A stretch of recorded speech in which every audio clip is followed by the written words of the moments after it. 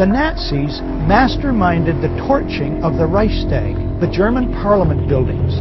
On February the 27th, 1933, Hitler and his henchmen designate the communists as the villains and label them terrorists. The government promises proof, but never provides it. The communists did not do it. The big lie of who torched the Reichstag is used by Hitler to sow fear. The claim is that the fatherland, think homeland, is under threat. He then is free to launch preemptive strikes against other countries and wage a world war sold as patriotic. That they did so is historical fact.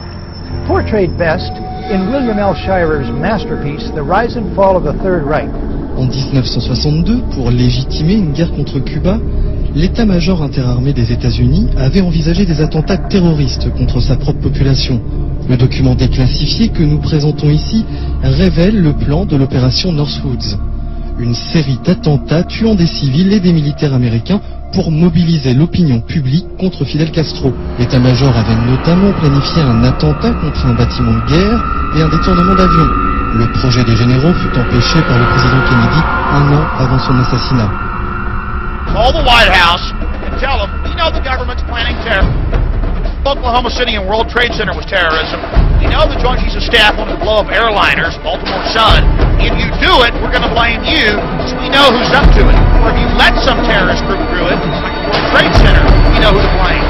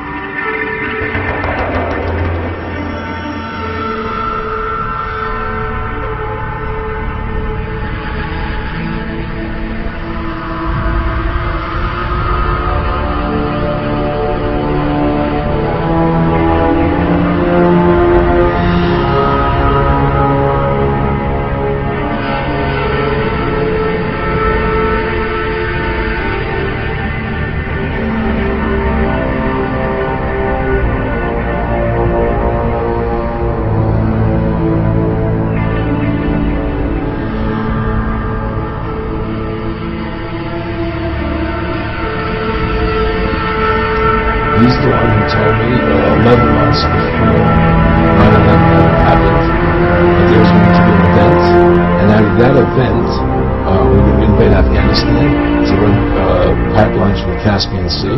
We were going to invade Iraq, to take over the oil fields, establish a base in the Middle East, and make it all part of the New World Order. And we'd go after Chavez in Venezuela.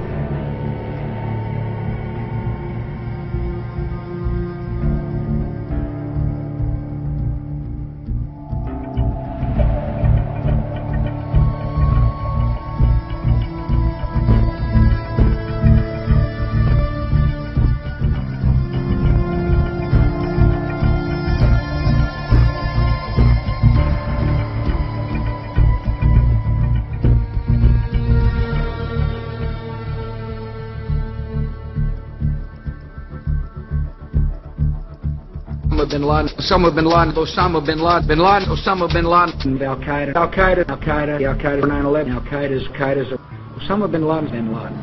Even bin Laden's displays of strength for the Western media were faked. The fighters in this video had been hired for the day and told to bring their own weapons. For beyond his own small group, bin Laden had no formal organization until the Americans invented one for him. He's just a character created by America.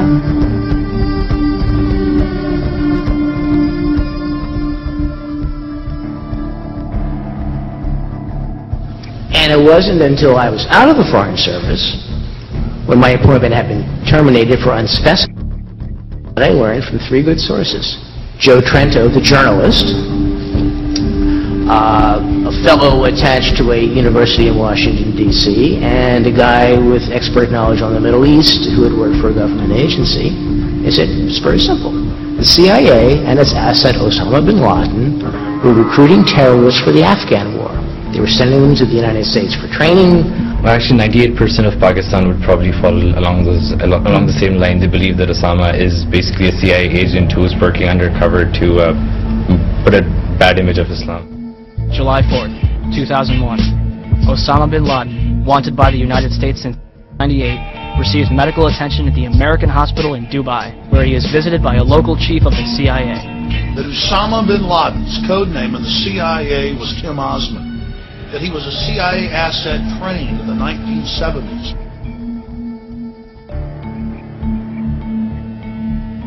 This man is an operative and was an operative for the U.S. government, and if you are revering him, you are actually helping the criminals.